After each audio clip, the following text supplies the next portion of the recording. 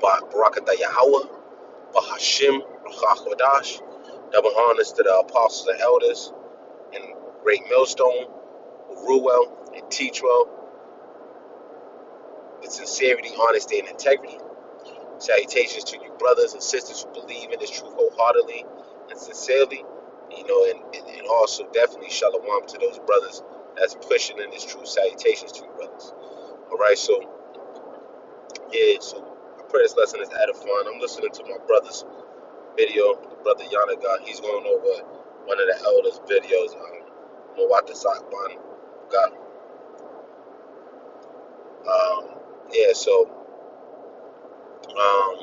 I'm gonna play this video, and I'm not gonna keep it. I'm just doing a quick reply. It compelled me. I'm just hearing him doing a reply, and then it made me compel me to want to do a reply. But let me press play. Enough talking.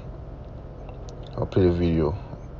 I went to the bank yesterday and I stood behind this white man and his wife, and I guess I startled him when I walked in behind him. But keep in mind that I always keep my distance around you white folks in real life because I don't trust you far as I can see the front of my goddamn eyelids. So I saw that he had a concealed weapon on him. You know what I'm saying? And keep in mind that you can't even have no weapon in the bank. That's number one. So that's racism within itself, because if I was a nigga walking in the bank with a concealed weapon, you're going to call the police. All right. So when we talk about racism equates to power, and black people doesn't have power. So there's no way clinically possible that we can be racist. Okay. Let's go on and get that off the table. Anyway, that's neither here or there. When I walked in behind him, I guess I startled him. So he grabbed his weapon. He did not pull it out, but you know how you carrying a firearm on you and you see something suspicious, you might just grab it just in case you got to pull it out. That's what he did, you guys.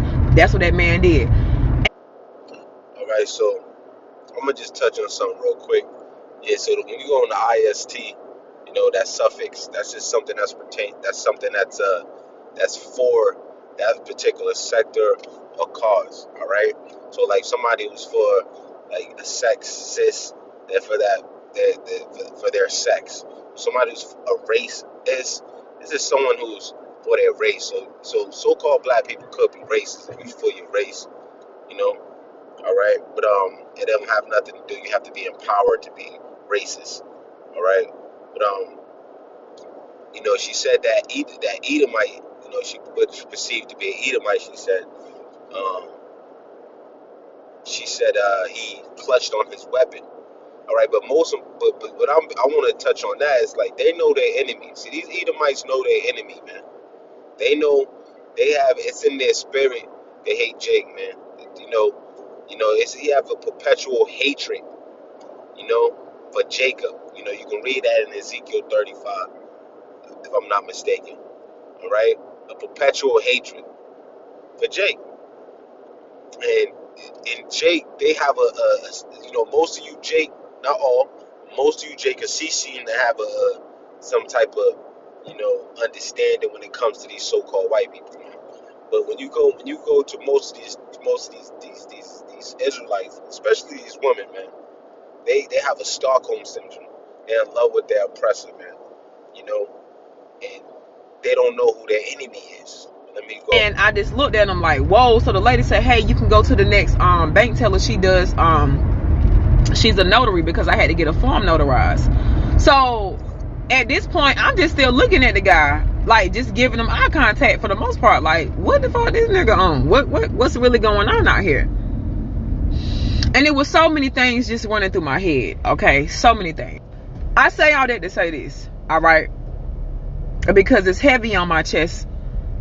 As for you women that gets on this motherfucking internet and think that you can just wave your degrees in everybody's face, and you're telling the world that you don't need a man for nothing. You Mrs. Independent. You graduated from college. You making money, baby. Let me tell you something. Every day, and I'm not making this up when I say this, okay? I've been a single woman for years, okay? I've been working on myself within the past maybe 3 to 4 years, okay? Every day I wish I had the protection of a man behind me. I don't give a fuck what I got. You cannot protect yourself. You cannot protect yourself. I don't give a damn how you slice it. You women running around here thinking that your degrees and thinking that all of these things is going to get you protection, baby. This world is going downhill. Y'all better go find you somebody to settle with, okay?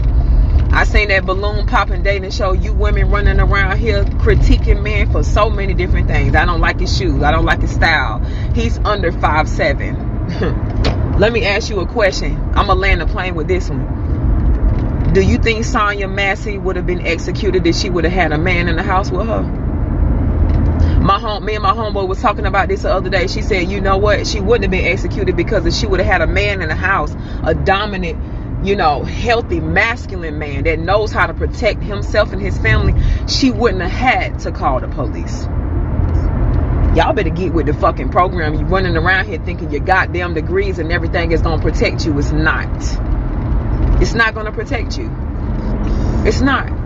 You need a man. Especially you black women, you need a black man around that's going to protect you at all times. All right, so, scriptures talk about that.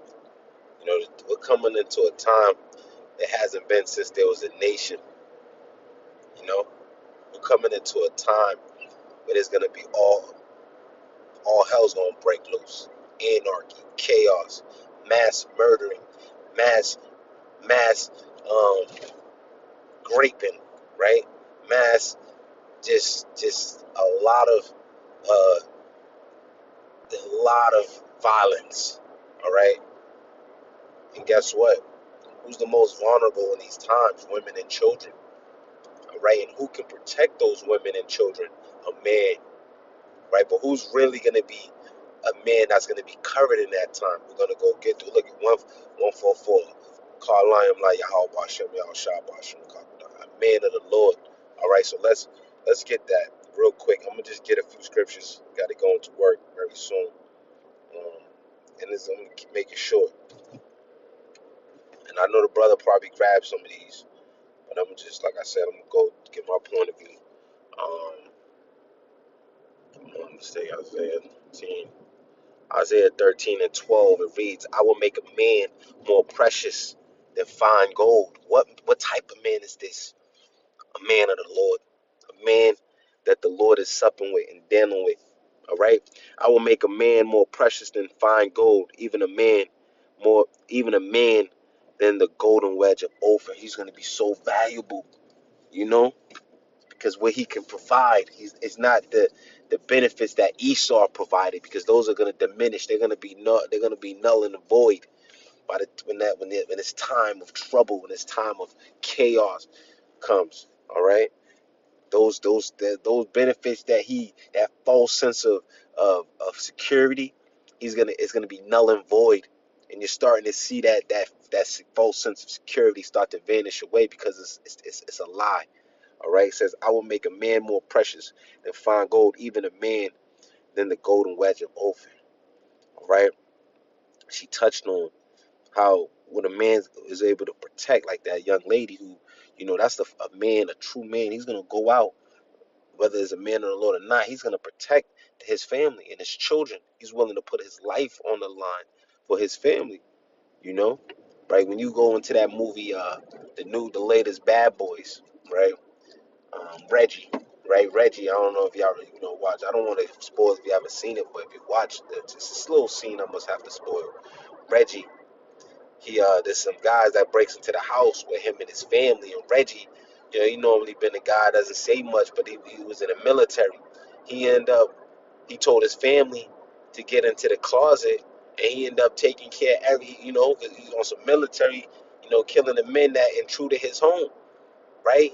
But that's how important a man is. They're that front line of defense for their family. And a man of the law is going to be a front line of defense in these times where it's going to be like this that we haven't seen since there was a nation. All right, so Isaiah 32 and 1, it reads, "Behold, I'm gonna just start at the top. Behold, the king shall reign in righteousness, and princes shall rule in judgment." Right, and a man shall be as in hiding place from the wind, and wind goes into destruction. and the covert from the tempest, and that's a violent storm, right? A storm, right? So a man is gonna be a protection from when when they're saying when there's storms, right? They use storms as a time of trouble, right? Right. So in the wind, the covert from the tempest, as rivers of water in a dry place, as the shadow of a great rock in a weary land. So they're gonna be that protection, that covering. All right. We just read a man's gonna be more precious than fine gold. All right. I'm gonna jump down to verse 9. It reads, "Rise up, ye women that are at ease. Hear my voice, ye careless daughters. Give ear unto me. I mean, unto my speech." Why they at ease? Because Esau has loaded them with benefits, gave them degrees, gave them positions in top companies, and made them feel that they can be this independent woman, where they give them that false sense of reality that a woman should surpass a man, right? Where he puts them in positions where they're ahead of the man of their household. But guess what? If you really go into it, if you go, when I worked in the suburban Edomite communities, man, you see all these soccer moms. They understand the importance of the woman being the not the head and the man being the head. All right, but see, they did that to destroy the Israelite home, the Jake home. All right, so let me finish and continue because I gotta go in here. Right, it says. Many days and years shall ye be troubled, ye careless women, for the vintage shall fail, the gathering shall not come. So yeah, they're gonna be troubled because all those benefits that is gonna go null and void. That's that whole everything that they received here is not gonna mean nothing. It's gonna be worthless when the time when that trouble talked about, when they be troubled, when shit hit the fan, it's not gonna even matter. All right, when they do a reset on this economy and they crash this current system, yeah, man, it's gonna get ugly out here, man. No man is gonna have no pity upon their neighbor. So you women, you're gonna be very vulnerable in those times. And guess what? You're gonna wish you had a man, like she's talking about. You're gonna wish you had that covering. You're gonna wish you kept your mouth shut. You're gonna wish that you thought you was somebody when you think you're nothing. All right, and understand there's an order. But guess what? When the brother brought it Isaiah 4:1, but then it's gonna be those like, hey, take away my reproach, please. I'll provide my own things, please. And it's gonna be up to that man, to the Lord, to decide if he's gonna want to have this luggage. He wants to lug around this luggage, all right? Because that's what you're gonna become in those times, luggage. Especially if you was one that wasn't in order, all right? And it says, um. Yeah, many days shall you be troubled, you careless women, for the vintage shall fail. Yeah, so all your degrees, that's even because you go on your benefits, right? All your child support, so all that's gonna come null and void, right? Your government assistance, all that's because that's who your man is, your daddy Esau, man. And he's gonna turn his back on you, man, because he was never for you. Never for you from the beginning. He used you as a weapon of mass destruction, man. You were a weapon of mass destruction. You said that the number one place where a man, especially a man of color, especially you so-called black women, right? Right? The number one place for a so-called black man to get put to death is in the wound of a black woman. Because the abortion rate is out, it's skyrocket, man. They putting children to death at an all-time rate, man. So all that's gonna fail. And you're gonna wish that you had that covering in this time of trouble, man. So it behooves you, right? It behooves you to wisen up, even though they said that you guys are deprived. The scripture says women are deprived of wisdom, but they're gonna have something's gonna come and trigger them to be like, hey, let me take away my reproach. All right. So, man, this is just a warning, right? Just to get your shit in order. Women and you men as well, right? This is not a time for play. The Lord is gonna turn up the fire. It's gonna get hot, real hot. And the only thing that's going to be able to protect you is that man that's been tried in that fire of adversity through Yahweh Bashem Yahweh Shai. That man is going to be a stability in those times, because wisdom and knowledge is going to be stable. He's going to have that in him and he's going to be able to provide through Yahweh Bashim Yahushua, protecting him and guiding and taking care of his people, like you read in Isaiah 65. All right, so with that, I pray this lesson was edifying. I got to go to work. Shalom to the hopeful elect.